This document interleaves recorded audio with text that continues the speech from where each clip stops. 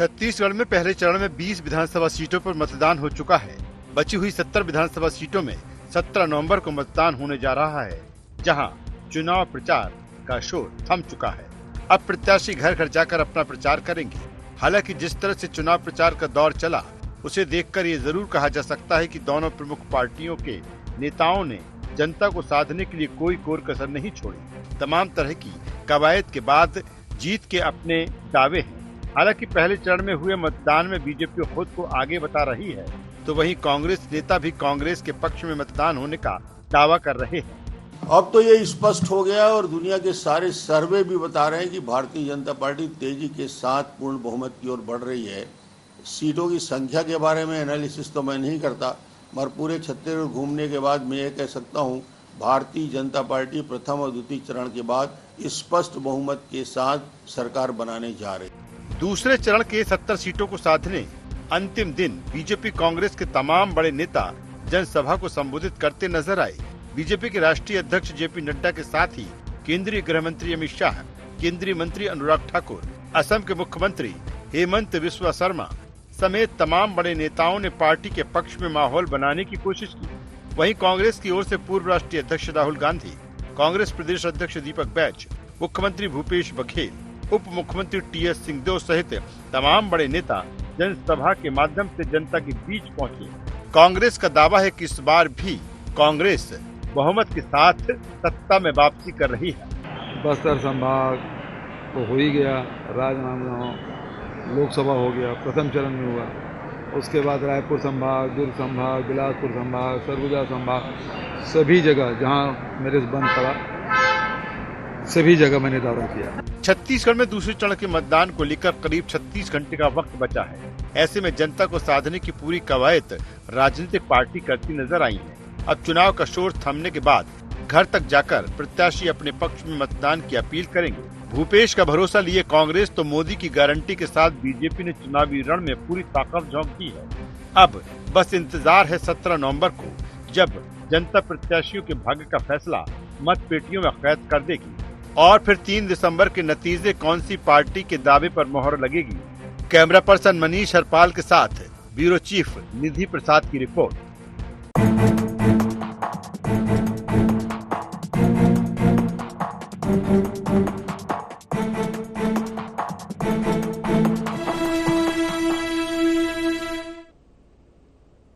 नमस्कार, जय जोहार, गुहार छत्तीसगढ़ में आप सभी का स्वागत है। मैं हूं आपके साथ दिव्यांशु जोशी। चर्चा को विस्तार देंगे, लेकिन उससे पहले जान लेते हैं क्या हैं आज के गुहार पॉइंट्स।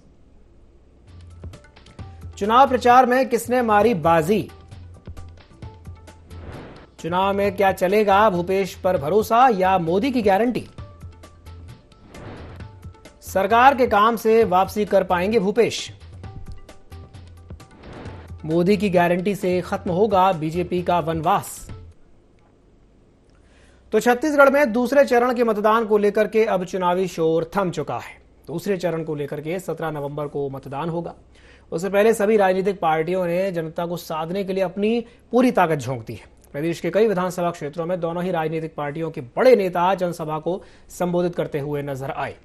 इसी विषय को लेकर के आज हम चर्चा करेंगे और चर्चा करने के लिए हमारे साथ 3 खास मेहमान जुड़ेंगे। हमारे साथ चर्चा में जुड़ रहे हैं सत्यप्रकाश सिंह जी, जो कि कांग्रेस प्रवक्ता हैं। साथ ही साथ हमारे साथ जुड़ रहे हैं KS चौहान साहब, जो कि बीजेपी प्रवक्ता हैं। आपका बहुत बहुत स्वागत है दोनों का गुहार छत्तीसगढ़ में। सबसे पहले मैं शुरुआत करना चाहूँगा चौहान साहब से। चौहान साहब, कई बड़े नेताओं की साख दांव पर लगी है।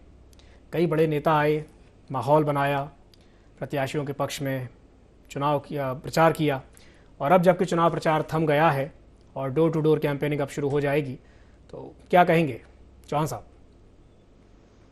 ताक में बड़े नेताओं की इज्जत या साख नहीं लगी, ताक में लगी है छत्तीसगढ़ महतारी की सुरक्षा, ताक में लगी है छत्तीसगढ़ महतारी की सुविधा, ताक में लगी है छत्तीसगढ़ का विकास, ताक में लगा है जनता को जनता नहीं समझने वाली फिर से सरकार अगर आएगी तो फिर वो वैसे ही काला दिन ये समझ में आएगा। इस वजह से ताक में लगा है और उसके कारण सभी ने 7 तारीख को जो वोट दी उसका मैं तहे दिल से आभार करता हूं। और भारतीय जनता पार्टी स्पष्ट सभी सर्वे में और सभी माहौल में देखने को स्पष्ट बहुमत में दिख रही है। उसका सबसे बड़ा कारण ये था कि जैसे ही ये जब हारने वाले रहते हैं तो अपने अपने बिल को खोजने चालू कर देते हैं, जैसे ईवीएम मशीन हो गई।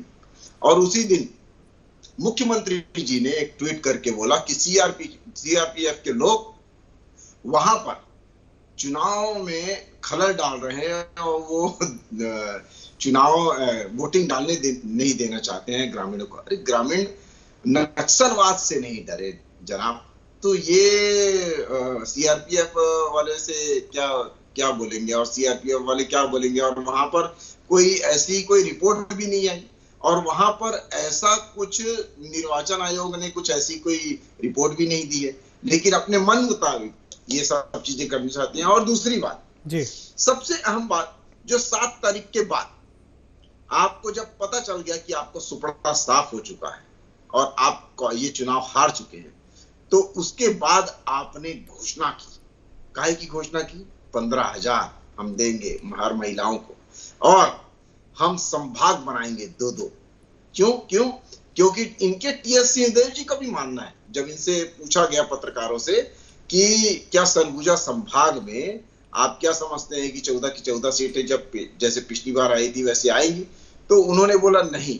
जब पहले हम जाते थे तो वहां के लोग बोलते थे कि आप यहाँ पर मत जाइए, आप अपना दूसरा क्षेत्र देखिए, यहाँ पर हम लोग संभाल लेंगे। लेकिन अभी की स्थिति वैसे नहीं दिखती। इस वजह मजबूरन वहां पर 2 संभागों की घोषणा करनी पड़ी। ये संभाग ये पूरी तरह हार रहे हैं, इसके कारण ये सभी चीजें करनी लगी। लेकिन जनता सब समझती है। आपके इन घोषणाओं पे ये सभी चीजें कारगर साबित नहीं होंगी, क्योंकि आपने कामों के आधार पे नहीं, वादों के आधार पे चुनाव लड़े हैं 2018 के बाद। जी चलिए ठीक है, मैं सत्यप्रकाश सिंह जी के पास जाना चाहूँगा। सत्यप्रकाश जी, आपने चौहान साहब की बात सुनी और वो तो ये कह रहे हैं कि पहले चरण के मतदान के बाद ऐसा लग रहा है कि हाँ भाई बीजेपी के पक्ष में माहौल है। क्या कहेंगे सत्यप्रकाश जी? देखिए, मोदी जी जीएसटी सब पे लेते हैं, कॉपी पेंसिल स्टेशनरी सब चीज पे जीएसटी लेते हैं, सपनों पे नहीं ले रहे। ये अभी तक भगवान ने बचा रखा है कि सपनों पे जीएसटी नहीं है, इसलिए चौहान जी मजे ले रहे हैं सपने लेने के। और मैं एक चीज पूछना चाहूंगा दिव्यांशु जी, आपको भी मालूम होगा, उचित शर्मा भैया भी आप आ गए हैं कि कौन से, देखिए मैं व्यक्तिगत तौर पर मैं किसी सर्वे के पक्षधर नहीं हूँ, नहीं मानता मैं, मगर इन्होंने बोला कि हर सर्वे में दिखा रहा है कि छत्तीसगढ़ में बीजेपी सरकार बने। कौन से सर्वे में दिखा रहा है भाई? दिव्यांशु थोड़ा आप भी जानकारी दीजिए, कौन सा सर्वे छत्तीसगढ़ के दिखा रहा है कि बीजेपी की सरकार बन रही है? देखिए एक चीज मैं बोलूंगा, बीजेपी को मालूम है कि यहाँ पे उनका पूरा सुपड़ा साफ हो गया। अस्तित्व की लड़ाई जो बोलते हैं ना, वो बीजेपी छत्तीसगढ़ में लड़ रही है। इनके जो 20 विधानसभा के चुनाव हुए उससे पहले, उसमें भी इनको मालूम है रमन सिंह जी भी 30,000 वोट से कम 30, बहुत जिम्मेदारी से मैं बोलना चाहूंगा, कम से कम 30,000 वोटों से रमन सिंह जी भी हार रहे हैं। इनको मालूम है सुपड़ा साफ हो गया। इनके रमन सिंह जी से जितने का दावा नहीं, ब्रिजमोहन अग्रवाल जी का यहाँ क्या हालात है, तो ऐसे हालात हो गए कि उन्हें ड्रामा रचना पड़ रहा है। हर किसी को मालूम है वो क्या ड्रामा उन्होंने रचा है। तो हालात इनके कैसे है वो सबके सामने। देखिए जनता को मालूम है 15 साल में उन्होंने क्या किया, भूली नहीं है। और वही 15 साल जिन्होंने इनको जनता को प्रताड़ित किया, परेशान किया, कुकर्म किए, पाप किए, वही लोगों को फिर से सामने जनता के सामने ले आए। तो जनता और नाराज होगी कि भाई इनको तो हमने नकार दिया था और आप उन्हीं लोगों को फिर से ले आए, उन्हीं चेहरों को फिर से ले आए। लेकिन चेहरे इनके पास थे नहीं, जनता को देने के लिए कुछ है नहीं। बोलते ना विजन है नहीं। और पिछले बार का जो उन्होंने काम किया वो जनता भूली नहीं है। चाहे आप अपराध में देखिए, महिला में दूसरे नंबर पे छत्तीसगढ़ था, शराब सेवन में दूसरे नंबर पे था, हर चीज आदिवासी को जिन्होंने इतना प्रताड़ित किया, जमीनें हड़पी, हमने जमीन वापस दी है, स्कूल बंद कर दिए, 300 स्कूल बस्तर में हमने स्कूल खोले हैं। तो इतना इन्होंने हर वर्ग को प्रताड़ित किया और हमने हर सत्यप्रकाश जी 5 साल में जो दिया उसी के काम पे हम गए हैं जनता में। सत्यप्रकाश जी, एक बड़ा सवाल यहाँ ये भी उठता है कि बीच चुनाव में 15,000 रुपए की घोषणा करने की आवश्यकता क्यों पड़ी और 2 नए संभाग बनाने की घोषणा? क्या इसलिए कि ये जो फॉर्मूला था ये खैरागढ़ में काम कर गया था, इसलिए 2 नए संभाग की बात आई? सत्यप्रकाश जी देखिए, दिव्यांश अच्छा सवाल आपने किया। मैं के चौहान जी बोल रहे थे, मैं उसमें जवाब देना ही चाह रहा था। जो बात है ये देखिए गृह लक्ष्मी योजना की, तो देखिए एक पहली बात, इनकी जो योजना है कैसे फर्जीवाड़ा हो, मैं तो बोलूं एक स्कैम है वो। भाई आप महिलाओं के नंबर, आधार नंबर लेके आप सड़कों पे फेंक दे रहे हैं, डस्टबिन में मिल रहा है, वो वीडियो सबके सामने है, उस पर क्या क्या सामाजिक तत्व क्या कर रहे हैं वो भी सबके सामने।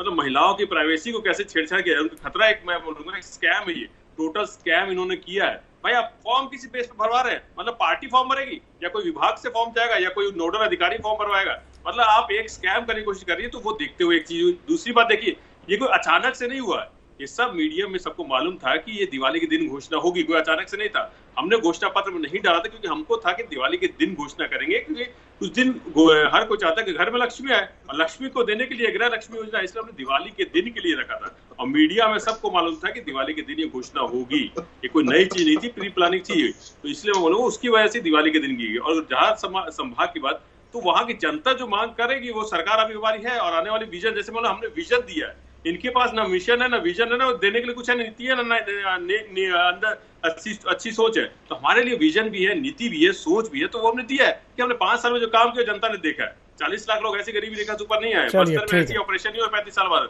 तो हमने जो काम किया, और अभी हम क्या लेके जाते हैं, अपने काम के साथ आगे का विजन लेके जा रहे हैं कि हम 5 साल में आपको क्या क्या देंगे। और जनता का भरोसा इसलिए है, इसलिए जनता आती है इतनी भीड़ के साथ, इसलिए कल रोड शो पे उसमें कितनी जनता मुड़ी है। ठीक है, ठीक है सत्यप्रकाश जी, आपके पास जी मैं आऊंगा। जी चौहान साहब के पास, आपके पास भी आऊंगा। आप मुस्कुरा रहे थे जब सत्यप्रकाश जी बोल रहे थे। पहले मैं उचित जी के पास एक बार चला जाऊं, उसके बाद फिर आपके पास आता हूं। उचित जी हमारे साथ जुड़ गए। उचित जी बहुत बहुत स्वागत है आपका ID24 में। उचित जी, जो बात अभी सत्यप्रकाश जी कह रहे थे और जो सवाल चौहान साहब ने पूछा है, वो सवाल बड़ा वाजिब सा है कि बीच चुनाव में 2 नए संभागों की घोषणा करने की आवश्यकता आखिर क्यों पड़ी। और ये जो गृह लक्ष्मी की बात जो कह रहे हैं कि नहीं, हम तो पहले से ही सोचा था कि दिवाली के दिन करनी है घोषणा, मीडिया वालों को तो पहले से पता था, लेकिन टाइमिंग पर तो सवाल उठेंगे ना, क्योंकि चुनाव का टाइम है। उचित जी। बिल्कुल दिव्यांशु जी, ये 12,000 का एक काउंटर पार्ट था। बोले उन्होंने 12,000 की घोषणा की, जो कि बहुत क्लिक कर रहा था। जिस तरीके से मध्य प्रदेश में हुआ है उसी तरीके से छत्तीसगढ़ में क्लिक कर रहा था। एक आप इसको तुरुप का पत्ता बोल सकते हैं भारतीय जनता पार्टी को, तो इनको भी देना कुछ ना कुछ लाजिमी था। ये उम्मीद की भी जा रही थी कि ये 12,000 है तो यहाँ भी मध्य प्रदेश की तर्ज पे 15,000 होगा, 18,000 होगा, ये उम्मीद की जा रही थी, क्योंकि इनकी ही पार्टी ने मध्य प्रदेश में ऐसा किया है जी। वही बात, मैं खैर ये जितने भी वादे इरादे, चाहे मध्य प्रदेश के हो, चाहे छत्तीसगढ़ के हो, चाहे लाडली योजना हो, चाहे गृह लक्ष्मी योजना हो, मेरी व्यक्तिगत राय है कि जब भी कर्ज माफी और मुआवजे की बात अगर कोई सरकार करने लगे तो समझ लेना उनकी 5 साल की उपलब्धियों का गर्भपात हो गया। तभी इन सब चीजों की आवश्यकता आपको पड़ती है। अगर आप 5 साल के वस्तु के चुनाव पे अगर है, सही मुद्दे जो मायने होना चाहिए, चाहे वो नक्सल समस्या पे किसी ने नहीं बोला, डीलिस्टिंग पे किसी ने नहीं बोला, पेशा कानून में किसी ने नहीं बोला, पर्यावरण पे किसी ने नहीं बोला, हसदेव पे किसी ने नहीं बोला, कोल पॉलिसी को लेके कोई बात नहीं, लिकर पॉलिसी को लेके कोई बात नहीं। तो इन तमाम बातें जो जनता को चाहिए, उसकी वजह आप घोषणा, फ्री बीज, आप जो फ्री बीज की चीजें हैं, फैसिलिटी की चीजें हैं, उनको तवज्जो ज्यादा लगी। एक तरीके से बोली लगने लगी थी कि आप 12,000 देंगे तो हम 15,000 देंगे, आप सब्सिडी 200 देंगे तो हम 400 देंगे। एक अलग मुद्दा है, लेकिन ये है कि एक सोची समझी 12,000 की एक तुरुप का पत्ता मान सकते हैं, लेकिन वही इसके इतर पूरी की पूरी चीजें एक परसेप्शन, जो कह रहे थे चौहान साहब, एक परसेप्शन बनाने का प्रयास किया जा रहा है कि हमें बम्पर सफलता मिल रही है पिछले प्रथम चरण के चुनाव में छत्तीसगढ़ में। ऐसा प्रयास कर रहे हैं, जिस तरीके से फटाके फोड़े गए, रमन सिंह जी ने फटाके फोड़े, भाजपा कार्यालय में फटाके फोड़े, तो एक माहौल और एक परसेप्शन बनाने की कोशिश जरूर है भारतीय जनता पार्टी की कि हम लोग चुनाव जीत रहे हैं और बहुत अच्छा प्रतिशत हमको 20 में से मिल रहा है, नो डाउट मिल रहा है, अच्छी बात है। लेकिन वहीं पे 70 सीट में भी एक माहौल क्रिएट करने की कोशिश उनकी है कि हम इन 70 सीटों में अधिकांश में हम आ रहे हैं और बहुत अच्छे स्कोर से आ रहे हैं और अपनी सरकार बना रहे हैं। तो एक माहौल पैदा कर, एक साइकोलॉजिकल मनोवैज्ञानिक दबाव डालने की उनकी कोशिश है, अपने फेवर में डालने की कोशिश उनकी जरूर लगती है। फिलहाल जो मुद्दे काम कर रहे हैं अच्छे मुद्दे हैं। कर्ज माफी का मुद्दा भूपेश जी का बड़ा तुरुप का पत्ता है। वहीं पे उन्होंने जो 15,000 की घोषणा की, हालांकि घोषणा लेट हो चुकी है, मैं कह रहा हूं कि लेट है और कम्युनिकेशन में थोड़ी सी दिक्कत हो सकती है। कम्युनिकेशन की प्रॉब्लम जो दूर सुदूर एरिया में पहुंच जाए, हर मतदाताओं के पास इसकी जानकारी उपलब्ध हो जाए, ये जरूरी नहीं है। तो मुझे लगता है कि थोड़ा सा लेट की गई घोषणा इसको कहा जा सकता है। फिर वहीं पे आज जो पत्रकारों ने जो बातें हुई थी कि कुछ पूर्व के दिनों में 50 सिलेंडर 500 रुपए का भी वादा था, लोगों ने प्रेस कॉन्फ्रेंस में दिखाए कांग्रेस के वो पर्चे, वो घोषणा पत्र जिसमें 400 रुपए के सिलेंडर, 400 रुपए का 4 सिलेंडर आपको ग्रामीण परिवेश की महिलाओं को फ्री दिए जाएंगे और 500 रुपए आपको महिलाओं को दिए जाएंगे, जो अभी बढ़ के 1250 और 1500 के दावे कर रहे हैं। तो कुल मिला के कह रहे हैं कि इन्होंने अपने पूरे वादे नहीं किए, वो कह रहे हैं आपने पूरे वादे नहीं किए, धान आपने खरीदे नहीं, एक धान का वादा था। तो कुल मिला के लेकिन स्थिति जो है बराबर की फंसी हुई है। आप किसी भी ठीक है, पार्टी को ये नहीं कह सकते कि वो कंफर्टेबली विन होके आ बिल्कुल सकते बिल्कुल आपने मतलब बिल्कुल सही बात आपने कही उचित जी कि अभी ये नहीं कहा जा सकता कि कोई भी ये दावा कर दे कि हाँ हम तो बड़े आराम से जीत ही जाएंगे। चलिए ठीक है, मैं वापस से एक बार आना चाहूँगा चौहान साहब के पास। चौहान साहब, जब सत्यप्रकाश जी अपनी बात कह रहे थे तो आप थोड़ा थोड़ा मुस्कुरा रहे थे, लेकिन एक बड़ी दिलचस्प बात उन्होंने कही सत्यप्रकाश जी ने कि जनता की डिमांड थी इसलिए 2 संभागों की घोषणा की है। लेकिन ये कहते हुए ये नहीं भूलना चाहिए कि मुख्यमंत्री भूपेश बघेल ने एक बात और कही थी कि अगर सारी की सारी सीटें उस क्षेत्र की जनता अगर जिता दे तो 2 नए संभाग देंगे, यानी कि वहां उन्होंने कंडीशंस अप्लाई कर दिया, कंडीशंस वहां पर लगा दी। क्या कहेंगे चौहान साहब? दिव्यांशु जी, सबसे मेन बात यह है कि अगर ये इनका एजेंडा होता जी और ये अपने राजनीति में मतलब खुद को स्थापित करने के लिए ये डिमांड रखी जा रही है, ये जनता के लिए नहीं है, वहां के संभाग के लिए नहीं है, वहां की जनता को संभाग देना है इसके लिए नहीं है, आप मेरे को जिताओगे इस वजह से, ये दोनों चीजों में फर्क है। दूसरी बात इसकी टाइमिंग सबसे इंपॉर्टेंट है। ये 7 तारीख के बाद क्यों होता है ये देखना बहुत ज्यादा जरूरी है। ये 15,000 वाली योजना और ये दोनों संभाग की योजना, अगर हमने तो कभी ये देखा नहीं और आपने तो कभी ये बोला नहीं और ना ही किसी मीडिया में आया कि हम दिवाली वाले दिन महिलाओं के लिए कोई और योजना कर रहे हैं, जैसे कि अभी कांग्रेसी प्रवक्ता बोल रहे थे कितना सारा, और इनके पास कोई जवाब भी नहीं है, ये बेचारे फंसे हुए हैं, क्या करेंगे। दूसरी बात सबसे मेन बात यह है कि आप संभाग की घोषणा कर रहे हैं, बहुत अच्छी बात है। आपने 6 जिलों की घोषणा की, ये भी बहुत अच्छी बात है, लेकिन पिछले 4 साल से आप घोषणा करते आ रहे हैं। आपने जो खैरागढ़ का चुनाव था सिर्फ कामों के आधार पे नहीं, जैसे कि हमारे वरिष्ठ पत्रकार उचित शर्मा जी बोल रहे थे, जब कामों के आधार पे नहीं होता है तो वादों के आधार पे चुनाव लड़ा जाता है, तो ये वादों के आधार पे चुनाव लड़ रहे हैं। तो जब खैरागढ़ का चुनाव हुआ आपने तो कम से कम 30 से 35 करोड़ रुपए एक जिले के लिए, उसके इंफ्रास्ट्रक्चर के लिए, उसको बनाने के लिए चाहिए रहते हैं, जो कि 2 करोड़ रुपए का फंड भी अभी तक एक भी जिले में नहीं दिया गया। सिर्फ आप कागज में रख दिए हैं, लेकिन जो जिले के लिए सुविधाएं चाहिए थी, जो जिले के लिए काम चाहिए थे, वो काम में 2 करोड़ रुपए भी नहीं दिया गया। और उसके बाद आप संभाग की घोषणा करते हैं तो आपके ऊपर विश्वास कौन करेगा। और अभी ये तो संभाग की बात हो गई, अब मैं 15,000 की बात कर लेता हूं। आपने जैसे हमारे वरिष्ठ पत्रकार उचित शर्मा जी ने बोला कि, और ये मतलब सबको पता है, जो भी आम जनता है, हम जब जिससे बात करते हैं, अरे तेरे इनके ऊपर कौन भरोसा करेगा, बोलते हैं कि 500 रुपए तो दिए नहीं, पिछली बार वादा किया था। ये आम जनता बोल रही है, ये एक महतारी बोल रही है, छत्तीसगढ़ महतारी बोल रही है, ये 500 रुपए तो दिए नहीं, अब हाँ क्या बोलते हैं, हम तो मोदी जी को वोट देंगे। मतलब ये एक परसेप्शन है एक आम जनता का जी। तो ये 500 रुपए नहीं दे रहे सम्मान निधि का, और उसके बाद स्व सहायता समूह का कर्जा आपने बोला था माफ करने के लिए, वो आपने किया नहीं, और इस बार स्व सहायता समूह का कर्जा फिर से आप लेके आए हैं, और बहुत बेशर्मी से, बहुत ही ज्यादा बेशर्मी से जब बोला जाता, अरे नहीं हमने तो कर्जा माफ किया हुआ है, आपको नहीं मालूम है 12 करोड़ 70 लाख रुपए हमने प्रायोजन किए हुए हैं इस बजट में। अरे प्रायोजन किए दिए नहीं है। और लेकिन इनसे ये पूछे कोई कांग्रेसी प्रवक्ताओं से या जनप्रतिनिधियों से पूछे कि पिछली बार स्व सहायता समूह का कर्जा कितना था, तो वो था 5,200 करोड़ रुपए लगभग। तो ये कर्जा था, और 12 करोड़ 70 लाख रुपए उसके साथ में क्या करते हैं, ये कोई इनसे पूछे। ठीक है, पूछ लेते हैं। हाँ ठीक है, पूछ लेते हैं और जवाब भी ले लेते हैं। जी सत्यप्रकाश जी क्या कहेंगे?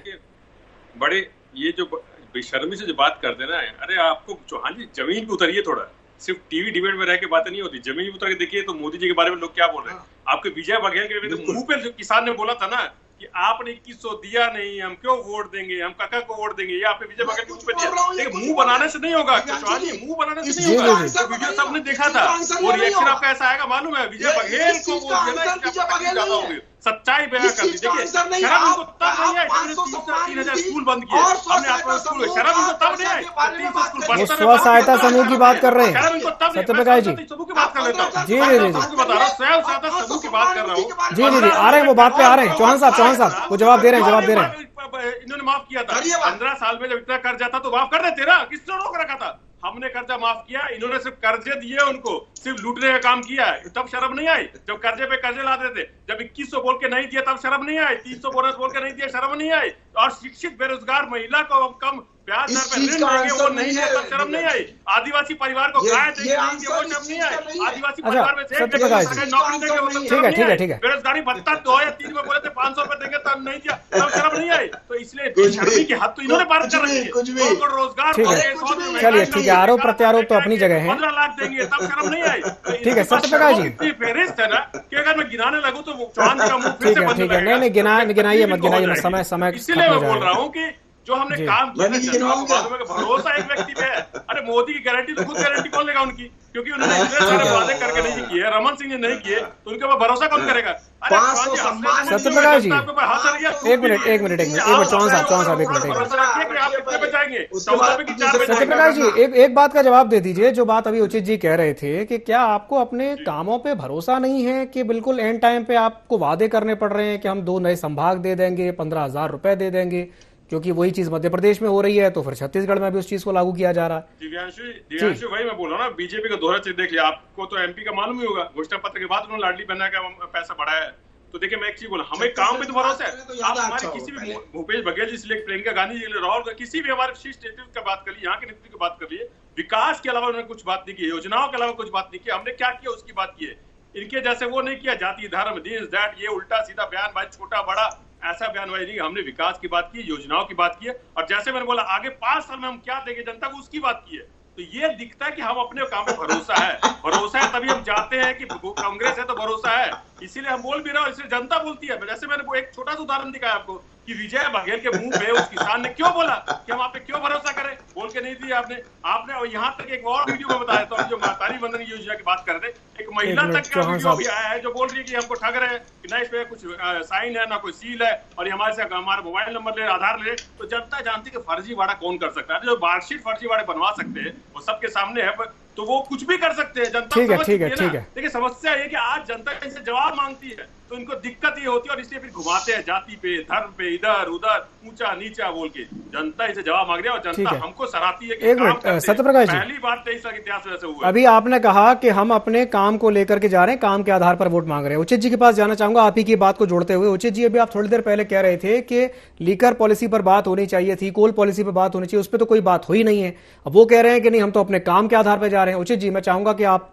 कुछ अगर कहना चाहें तो सत्यप्रकाश जी की बात पर। तो अपनी जगह राहुल गांधी जी ने मंच से बोला कि हम 15,000 देंगे जी, राहुल गांधी जी ने मंच से बोला, वो किस योजना में दे रहे हैं, अब यहाँ पे इसको योजना कहें, फ्री बीज कहें, रेवड़ी कहें, आप जो कहना है कह ले, लेकिन मंच से तो सब कह रहे हैं ना कि आपने जो आप 3100 3200 जो दे रहे हैं उसको भी आप लोग सब मंच से कह रहे हैं, तो ठीक है योजना है, लेकिन योजना आपको कितना आगे ले जाने की इजाजत देती है, कितना आर्थिक संपदा आपके पास है, वो आपका कोष कितनी इजाजत दे रहा है, उस पर भी चर्चा संवाद होना चाहिए। योजना आपकी जो आपने पिछले 5 साल में की उस पर चर्चा करेंगे तो वो योजनाओं में आएगा, और नए अगर आप प्रोमिसेस कर रहे हैं तो वो देखना पड़ेगा कि सुविधा में है कि फ्री में है या फिर कैसे, वो अलग मैटर है। आप जो कह रहे हैं कि हमने योजना पे बात की, ऐसा नहीं है। योजना आपकी पूर्व में तमाम बातें जो आपने पूर्व में की, अब नरवा गुरवा गिनाइए, हमको कर्ज माफी गिनाइए, 2500 रुपए धान को गिनाइए, उसको आप गिना सकते हो। आपने जो भत्ता दे रहे हैं युवाओं को, उस पर आप जो अब भी दे रहे हैं, तो वो आपकी योजना है जो पूर्व में आपने काम किया। लेकिन ऐसा नहीं है कि आप सिर्फ योजना में बात कर रहे हैं, आप वो भी बात कर रहे हैं। फिर योजना अगर बात करते तो फिर आपकी घोषणा पत्र का कोई औचित्य भी नहीं रह पाता, फिर 15,000 करने की आपको आवश्यकता क्यों पड़ती। वैसे जो 15,000 के वादों वाली सरकार की जो मैं बात कर रहा था कि मैं केवल इकलौता छत्तीसगढ़ की सरकार नहीं, ये कोई भी सरकार, मध्य प्रदेश में भी आप ले लीजिए, मेरा इरादा दोनों सरकार जो इस तरीके की योजनाएं कह रही है, अपनी उपलब्धि पे चर्चा ना करके फ्री बीज या रेवड़ी जैसी चीज अपनी ओर आकर्षित करने की जो बातें कर रही है, मेरा इशारा उस तरफ था जिसमें दोनों ही सरकार आती। ठीक है, दोनों से एक एक रिएक्शन ले लेता हूं। पहले मैं रिएक्शन चाहूंगा सत्यप्रकाश जी से, फिर उसके बाद चौहान साहब के पास आऊंगा। जी सत्यप्रकाश जी कुछ कहेंगे उचित जी की बात पर? जी देखिए मैं एक ही बात बोलूंगा, हमारे मुख्यमंत्री जी एक बात बोलते हैं, अगर किसानों के लिए हमको करना पड़ेगा हम करेंगे, युवाओं के लिए करना पड़ेगा हम करेंगे, महिलाओं के लिए करना पड़ेगा करेंगे, भले वो बीजेपी वाले या कोई भी इसको फ्री भी समझे रेवड़ी समझे, मगर किस जनता के हित में जो करना पड़ेगा वो करेंगे। देखिए हम वो नहीं है ना 1,69,000 करोड़ माफ कर देगा अमीर पतियों का और बोलते भाई विकास हो रहा है। हम किसानों को कर्जा माफ करके बोलते हैं कि कोई काम हो रहा है, हम छात्रों को जो बेरोजगार है उनको बेरोजगारी भत्ता देंगे और उनको रोजगार देते तो बोलते काम हो रहा है, महिलाओं को सुरक्षा देते हैं। इनके जैसे झूठ मूठ वादे और झूठ मूठ जुमलेबाजी नहीं करते भारतीय जनता पार्टी, इसलिए जनता बोल रही है। और मैं फिर से एक बात बोलूंगा, हमने काम पे वोट मांगा है और सिर्फ ये बोला फिर से वही बात कह रहे हैं कि काम के आधार पर वोट मांगा है। हमारे पास विजन क्या है वो हमने ठीक है, ठीक है सत्यप्रकाश जी, समय की कमी हमारे पास। मैं एक रिएक्शन छोटा सा चौहान साहब से ले लूं। जी चौहान साहब।